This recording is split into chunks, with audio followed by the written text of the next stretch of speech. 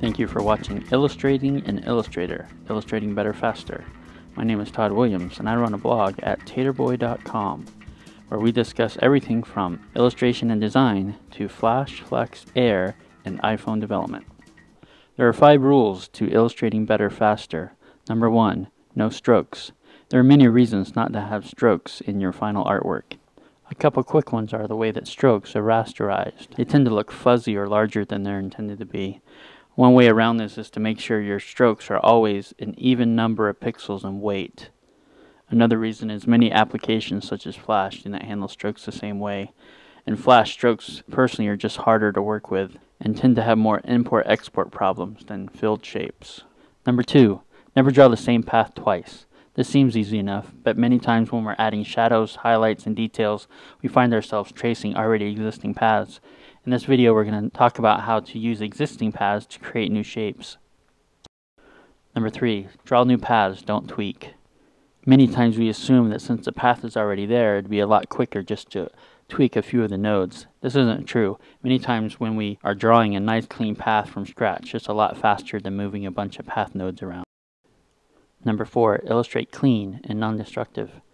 It's much easier to edit artwork that doesn't have a bunch of miscellaneous shapes around. Also, be non-destructive. In this video, we're going to discuss some ways of keeping our shapes intact so that we have something to fall back on if we have to make an edit. The last one, use keyboard shortcuts and actions. There's nothing slower than dragging down a bunch of menus every time we need to find a command. And if there's anything that we do that's repetitive, make an action of it and assign it an F key. This happy frog is made almost entirely out of ovals. It may not look like much now, but after we go through the illustration process, it should look pretty cool. Before we go any farther, let's discuss some of the principles we'll need to illustrate better faster. One of the first ones is to cut or copy, then paste in front or paste in back. If you notice the 3 shapes I just drawn, the last shape is the one that's on top. Now if I take this blue oval and copy it, then paste in front, you'll see that a new shape has been placed exactly where the old shape was. Same thing with the red shape. You'll see that the new one was placed exactly on top of the current red shape, not on top of the blue shape.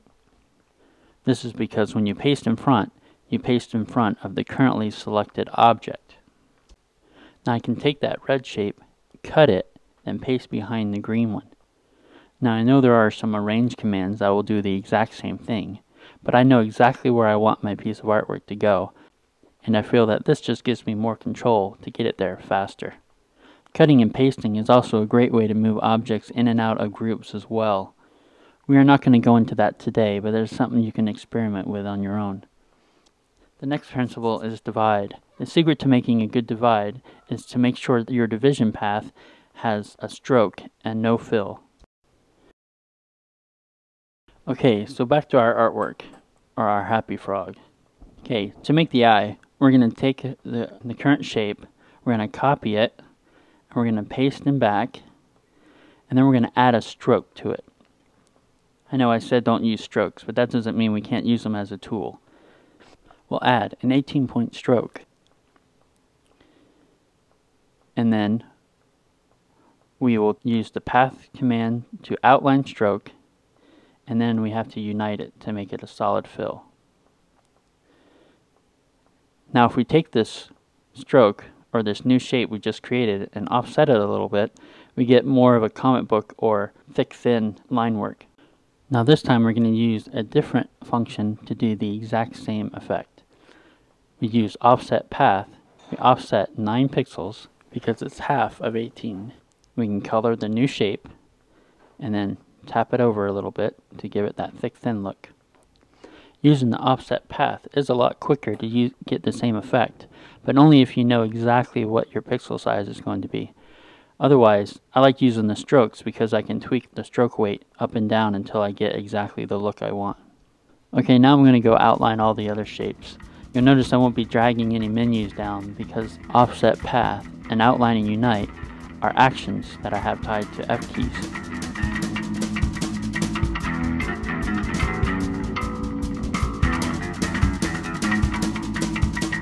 Now that I have everything outlined, I'll add some eyes and a tongue and get everything tweaked into place.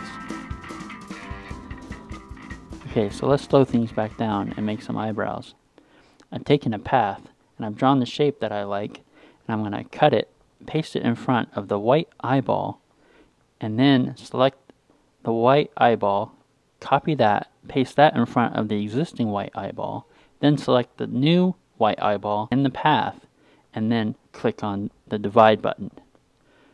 After the divide, I deselect the shape that I want to keep. Then I press the delete key to get rid of the rest of the unwanted shape. Again, I make a new path, make sure it has no fill, only a stroke, then I cut it and paste it in front of the white circle, then I take and make a copy of the white circle, then I divide it, and then I get rid of the part I don't want. Now the great thing about doing it this way is if I ever want a new eyelid, if I ever want his eye either all the way open, like he's really surprised, or if he's really tired and I want his eyelid going all the way down, all I have to do is delete the existing eyelid. I have my whole white eyeball still intact. Now I'm going to use a similar technique with the existing mouth path to slice the tongue so that it looks like it's inside the mouth. Now if I take the path and I get rid of the fill and make it just a stroke, I can divide the tongue oval. Now things are starting to look like a happy frog.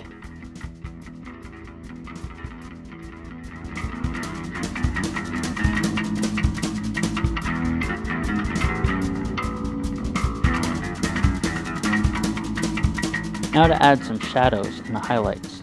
I'm going to use the exact same technique I used to make the eyelids to make the shadows or highlights. So for this illustration, I'm going to start out with just the highlights first. We're going to say our light is coming from the top right of the screen. And I'm going to use a path with no fill, just a stroke, to draw the contour of what I want my highlights to look like. Now let's add a few more paths.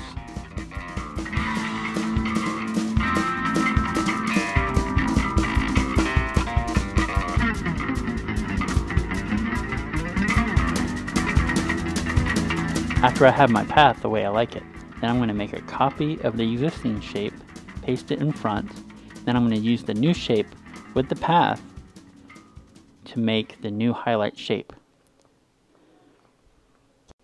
I'm going to do this for both eyelids.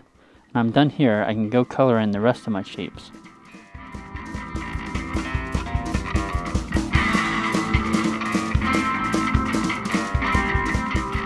Now, let's work on some shadows.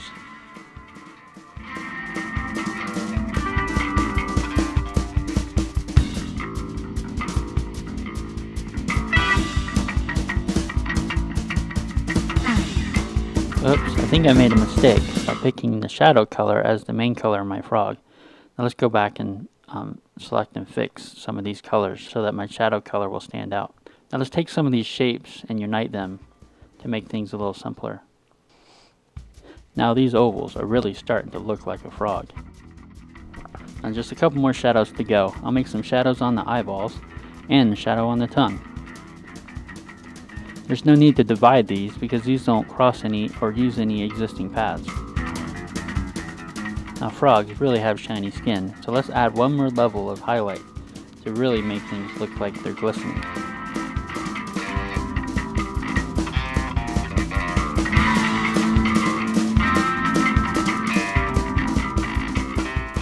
Now we're almost done. Things are looking really sweet and almost finished.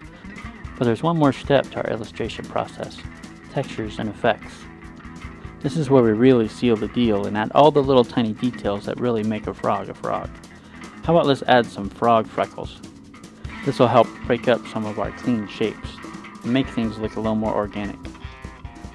We'll start out with some dark ones and then we'll use the transparency palette to make them blend in to the skin.